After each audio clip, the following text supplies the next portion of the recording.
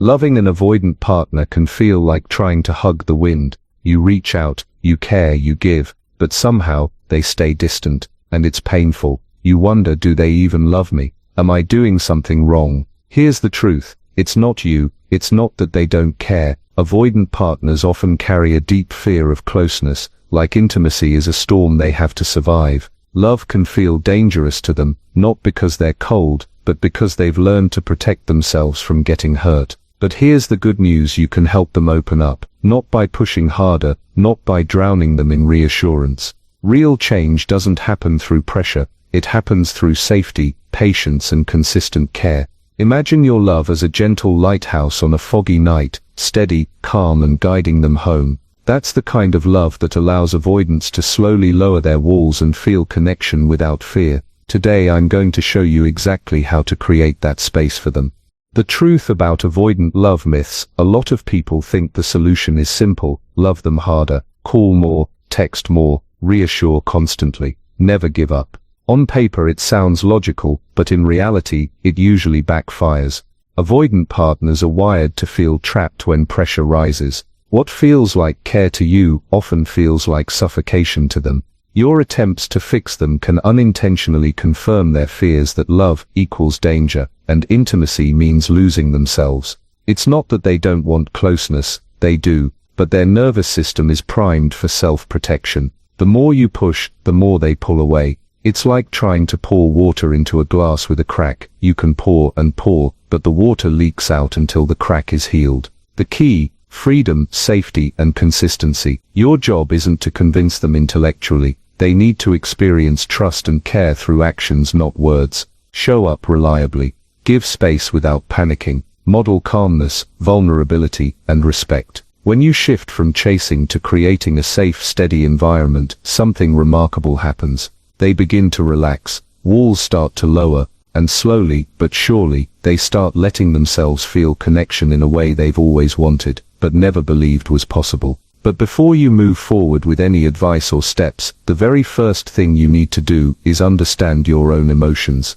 Before you even think about helping an avoidant partner open up, the first and most important step is to understand your own expectations. It might sound simple, but it's the foundation for everything else. Many people enter relationships believing that love alone will fix distance, or that their partner will eventually change if they try hard enough. On paper it makes sense, but in reality, that mindset often leads to frustration, confusion, and emotional exhaustion. Think of it like planting a garden. You can water it, give it sunlight and nurture it, but you cannot force a seed to grow overnight. Similarly, you can show care, consistency, and love, but you cannot force your partner to change their patterns or open their heart before they're ready. Their healing is their journey, not yours to fix. Your role is to create a safe, calm and steady environment, like a protective fence around that delicate garden, so growth can happen naturally. Understanding your expectations also means asking honest questions about yourself. Am I expecting too much too soon? Can I stay grounded when they withdraw? Am I prepared to give space without taking it personally? These questions are not about blaming yourself. They are tools for self-awareness, helping you approach the relationship with clarity and emotional balance. When you are clear about your own expectations, every action you take, from giving space to modeling vulnerability, becomes intentional and effective. Without this self-awareness, even the best strategies can feel forced or worse, backfire. Start here, because understanding yourself sets the stage for real, lasting connection. Once you're clear about your own expectations, the next step is to observe and understand the patterns in your relationship. Notice when your partner tends to withdraw, and when you instinctively chase. Recognizing these patterns doesn't mean blaming them, or yourself. It means gaining insight, so every action you take from here feels intentional and effective. Understand relationship patterns. Every relationship has its rhythm, and with avoidant partners, certain cycles tend to repeat. Maybe they withdraw when emotions run high, and you chase when you feel disconnected. Maybe they pull away after moments of closeness, and you interpret it as rejection. Recognizing these patterns doesn't mean blaming them, or yourself. It means gaining insight so you can respond thoughtfully instead of reactively. Think of it like watching the tides. You can't control the waves, but if you understand when high tide and low tide usually come, you can navigate the shoreline more safely. Similarly, noticing your partner's emotional rhythms allows you to approach them with calmness and patience, instead of frustration or panic. Start by observing, when do they pull away? When do I tend to chase? What triggers distance and what encourages closeness? Write it down if it helps. Patterns become clearer when you track them. By understanding these cycles, you create a map of the relationship. This map doesn't dictate their behavior, but it equips you to act with awareness, consistency and empathy, making every interaction more intentional and effective. Finally, I'm going to share the practical ways you can help your avoidant partner heal and open up. How to help your avoidant partner open up. Take a breath and be patient. The first and most important step is to practice patience. An avoidant partner isn't ready to change or open up overnight. What you hope for will take time, and rushing them can push them further away. Think of it like planting a stubborn seed. You can water it, give it sunlight and nurture it, but it won't sprout immediately. Patience and consistency show your love in a way that feels safe, allowing them to gradually lower their walls. Give space, show care. Balancing closeness and space is essential. Give them room to breathe while still showing that you care. For example, if they pull away, don't chase immediately. Instead, a simple message like, "I'm here whenever you feel ready to talk," communicates care without pressure. This small gesture builds trust and lets them feel safe approaching you on their own terms. Stay calm yourself. Your emotions affect the entire dynamic of the relationship. If you become reactive during minor conflicts, they're likely to retreat further.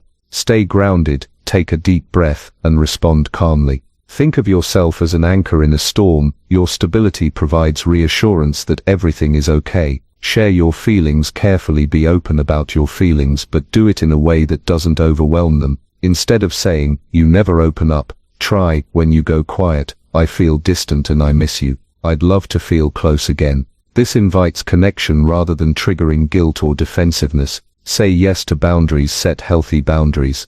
If you tolerate everything without limits, it can reinforce their avoidance. Boundaries send the message, "I love you, but I also respect myself and my needs." This balance encourages growth without pressure.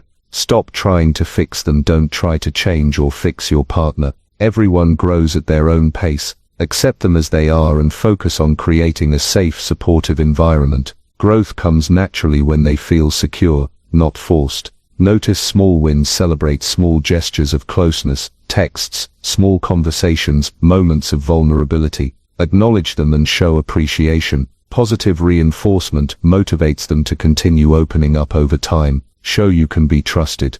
Be consistent and reliable. Follow through on your promises and be present, even in small ways. Think of yourself as a steady rock they can trust, a foundation they can rely on to feel safe exploring intimacy. Keep things light and fun. Bring joy, humor, and playfulness into the relationship. Connection isn't only about deep talks or emotional intensity. Shared laughter, small adventures, or light-hearted moments lower defenses and create warmth naturally. The benefits of these steps aren't just about helping your avoidant partner, they also strengthen you and your relationship. When you practice patience, respect boundaries, and stay emotionally grounded, you create a calm and safe environment that encourages trust and closeness. Some key benefits include reduced anxiety and frustration. You stop feeling like you're constantly chasing or trying to control their emotions. Stronger emotional awareness. Understanding your own expectations and triggers improves your self-confidence and clarity. Healthier relationship patterns. Recognizing cycles of closeness and distance allows you to respond intentionally instead of reactively. Gradual openness from your partner. Over time, small acts of trust and vulnerability help them lower their walls and feel safe to connect. Mutual respect and understanding. Both partners learn to honor their own needs while staying connected. In short, these steps don't just fix avoidance, they transform your relationship dynamics, making intimacy feel safe, natural, and fulfilling for both of you. Loving an avoidant partner isn't about trying to fix them, it's about creating a safe, steady space where trust can grow naturally. Change doesn't happen overnight, and there will be moments of doubt, frustration, or even withdrawal. That's completely normal. What matters most is that you stay consistent, patient, and grounded, showing through your actions that love can feel safe, rather than suffocating. Think of your relationship as a garden. You can't force flowers to bloom, but you can nurture the soil, water it,